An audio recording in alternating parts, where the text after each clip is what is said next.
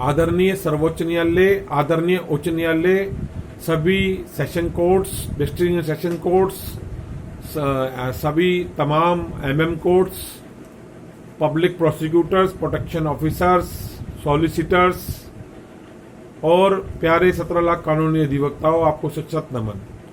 हमारे देश के अंदर, और मैं अब आपको ये बताना चाहूँगा, आज हम चर्चा कर रहे हैं थाना रानीबाग के पूर्व पुलिसकर्मियों के बारे के अंदर सबसे ज़्यादा, जो एक बहुत ही काले धब्बे के रूप में जाना जाएगा। 2026 से 2017 को पूर्व एसएचओ प्रवीण अहलावत यहाँ पे जिसने ज्वाइन किया, और उसके साथ में कई ऐसे पुलिस अधिकारी आए जिनका आचरण, जिन्होंने सारे कानून व्यवस्था को ताक पे रख के इतने ज़्यादा अपराध कर दिए और इतने ज़्यादा कि शब्दों में बयान करना मुश्किल है। और बहुत सारी कंप्लेंट्स 156 और इनके खिलाफ जांच उस टाइम लंबित हुई 2017 के अंदर से 2018 के बीच के अंदर, खास तौर से एसएचओ प्रवीण अहलावत के टेन्योर में। और उस टाइम के काफ़ी सारे पुलिसकर्मी इस व्यक्ति की आचरण और सोच की वजह से इन्होंने रानीबाग थाने के नाम को धब्बा लगा दिया, ऐसा कलंक लगा दिया इस थाने को जो आज तक नहीं धुल पा रहा। 124/18 FIR दर्ज हुई एसएचओ प्रवीण अहलावत पे।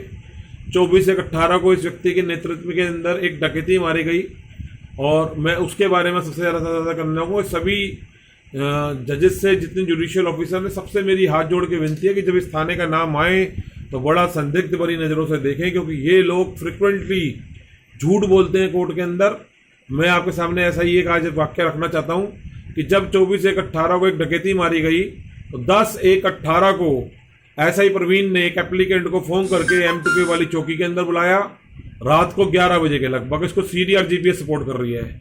इसके बीच में ASI केवल सिंह को लगातार लगाए रखा विक्टिम से, और कांस्टेबल अजय को, और कांस्टेबल अजय ने कुछ उगाई भी करी इसके अंदर अवैध रूप से। उसके बाद 23 जनवरी को ASI केवल सिंह ने क्लॉट प्लेस बुलाया, जो PCR की ड्यूटी पे था, एप्लीकेंट को, और बारिश हो रही थी उस टाइम, मेट्रो से गया बंदा और मिला। CDR सपोर्ट कर रही है। 24/1/18 को डकैती मारी गई, और 1/14 से 1/29 के बीच में घर के अंदर, उससे पहले लगभग 40 मिनट रखी करी गई, और उससे पहले 2 बार फोन मिलाया गया, जिसमें से एक बार एप्लीकेंट ने उठाया नहीं और एक बार उठाया।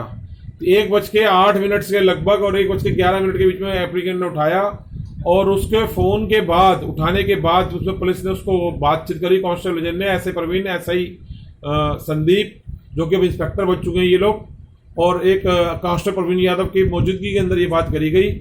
उस टाइम तक महिला पुलिसकर्मी वहाँ पे नहीं थी, क्योंकि सादे कपड़ों में आई थी। बहुत सारे तमाम सवाल इस व्यक्ति के आचरण को लेकर है, लेकिन आज तक कोर्ट में निरंतर ये लोग झूठ बोलते आ रहे हैं, और कोर्ट भी इन पुलिस वालों के बातों पे यकीन कर बैठती है। कैसे कि ये लोग किस तरीके से बात रखते हैं, इनका स्टाइल होता है कि बात करने के लिए, या जो ये भी अपने अधिवक्ताओं के साथ लाते हैं झूठी खबर।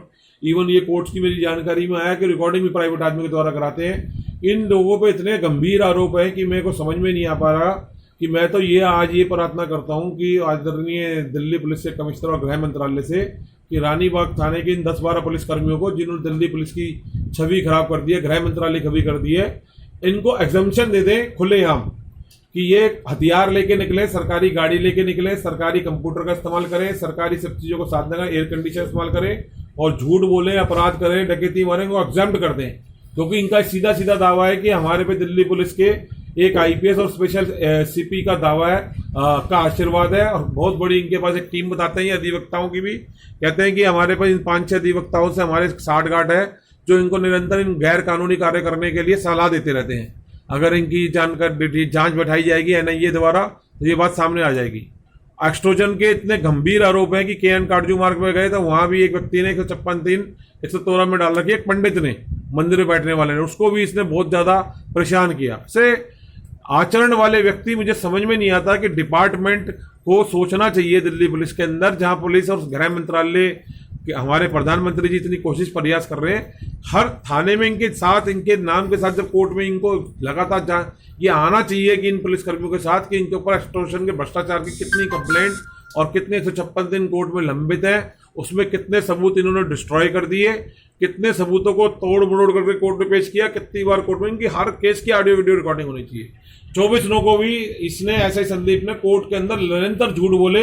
एप्लीकेंट ने कोर्ट को कई बार इन्फॉर्म किया कि ये आदमी कोर्ट में अनवारंटेड फैक्ट्स बोल रहा है, झूठ बोल रहा है लगातार कोर्ट के अंदर, ओपन कोर्ट के अंदर, जहां लगभग 40 से 35 आदमी मौजूद थे।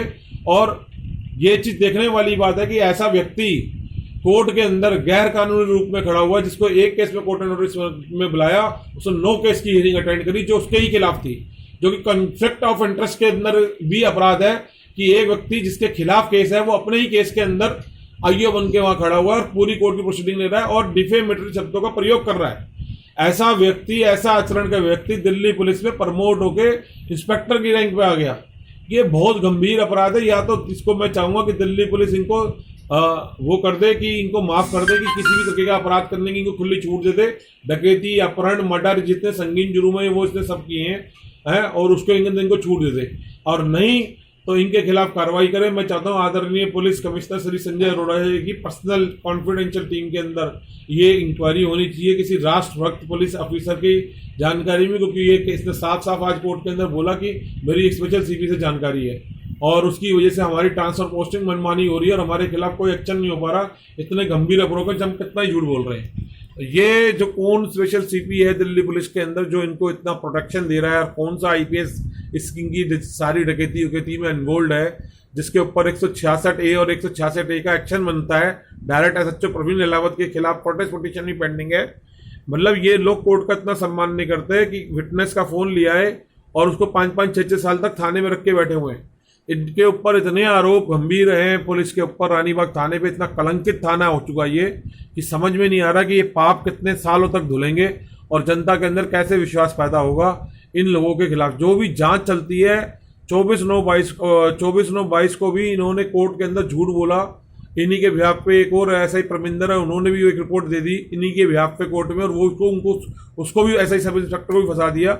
और एक सीडीआर जीपीएस कोर्ट के आदेश से सेव हुई 109 पर ऑनरेबल एमएम गोपाल कृष्ण से 56 दिन की एक मिसलेनियस एप्लीकेशन पे 17/19 को उन्होंने ऑर्डर किया और पर्सनल मोबाइल का 23/19 से कंप्लायंस रिपोर्ट आइलैंड सैनी ने कोर्ट में जमा करा दी। उसके बाद एक 107 नंबर कोर्ट के अंदर एप्लीकेशन लगी कि वो प्रोवाइड कराई है। उसके बाद रिवीजन फाइल हुई 249/20 सेशन कोर्ट 409 नंबर में। उसके बावजूद भी कंटेम्प्ट के बाद इन्होंने वो जमा कराई, टेम्परिंग करी हुई सीडीआर जमा करा दी, जो सारी कोर्ट कोई डिनाई नहीं कर सकती। इनके डीसीपी के पीसीआर ने रिप्लाई दे दिया कि भाई हमारे को एक मोबाइल से 3 कॉल आई है, रिकॉर्डिंग दे दी, वॉइस रिकॉर्डिंग, और ये जो डाटा वहां पे कोर्ट में जमा कर रहे हैं उसके अंदर उस मोबाइल से सिर्फ एक कॉल शो कर रहे हैं। जीपीएस लोकेशन शो कर रहे हैं कि 13 मिनट के अंदर बंदा नोएडा है और फिर रानीबाग थाने में, फिर 1 मिनट के बाद कालका जी, फिर रानीबाग।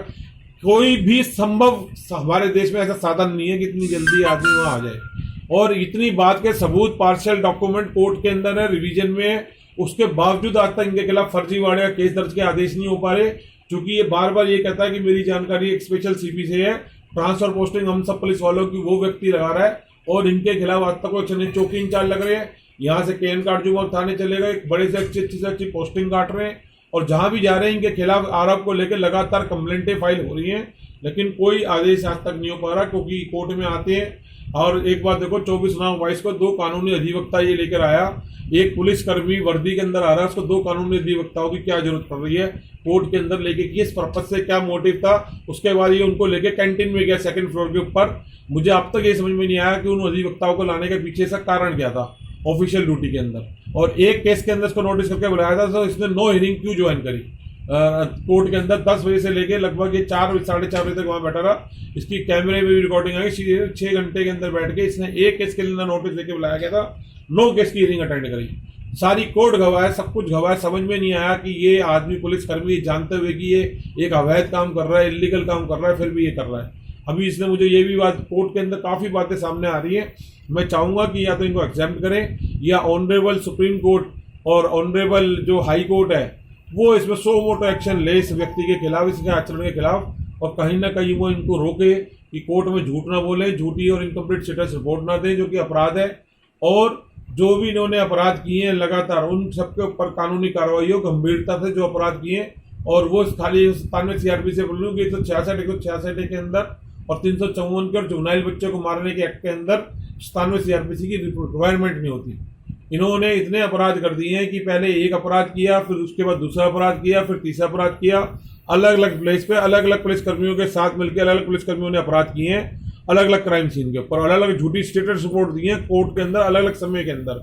कानून के हिसाब से ये सब अलग अलग अपराध बनते हैं, लेकिन इसके अंदर आज तक एक एफआईआर दर्ज नहीं हुई। ये बड़ा गंभीर आरोप है। मेरा और एक इस आदरणीय सर्वोच्च न्यायालय से और उच्च न्यायालय से प्रार्थना है कि मानवता के नाम पर जो पीआईएल का सेक्शन बना हुआ है और जो उनकी 226 227 में रिट की पावर है, मैंडेविस के रिट की जो पावर है उनके पास 482 सीआरपी से पावर है, मैं चाहूँगा कि उनके अंदर कोर्ट जो है इस चीज़ को देखे और पीड़ित को जो है इंसाफ दें, जैसे प्रेमपाल एंड अदर्स में कोर्ट ने फैसला किया और उसकी जिंदगी बर्बाद पुलिस ने करी।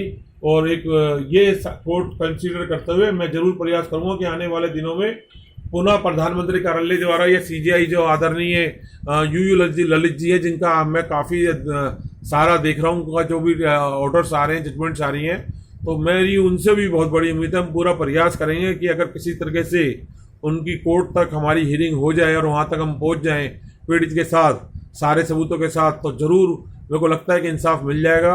और कहीं कुछ ऐसी उम्मीद जो बिल्कुल ख़त्म हो चुकी है, वो लगता है कि अब आदरणीय उच्च न्यायालय और सर्वोच्च न्यायालय से मिलेगी। ऐसी उम्मीद और आकांक्षा के साथ मैं आरसीबीआई के प्रेसिडेंट इंदर सिंह सरोज साहब से भी निवेदन करूँगा, सेक्रेटरी मंजीत माथुर, प्रदीप खत्री जी, ये सभी लोगों को मैं चाहता हूँ कि वहाँ एक बड़ी अच्छी टीम है, वो भी ये प्रयास करें कि कहीं ना कहीं इसमें सुधार आए। और जो एक ऑनरेबल सुप्रीम कोर्ट की 5 बेंच की जजमेंट है ललिता कुमारी, उसका भी सम्मान नहीं करते पुलिसकर्मियों ने। डीके बासु वर्सेस उसका वायलेशन किया, honourable Anish Kumari versus state of Bihar का वायलेशन किया, ऐसे कितनी सुप्रीम कोर्ट की जजमेंट का वायलेशन कर दिया, उसका भी कंटेम्प्ट इनके ऊपर लगाया जाए। और इसी के साथ जय हिंद, जय भारत, जस्टिस क्रांति जिंदाबाद।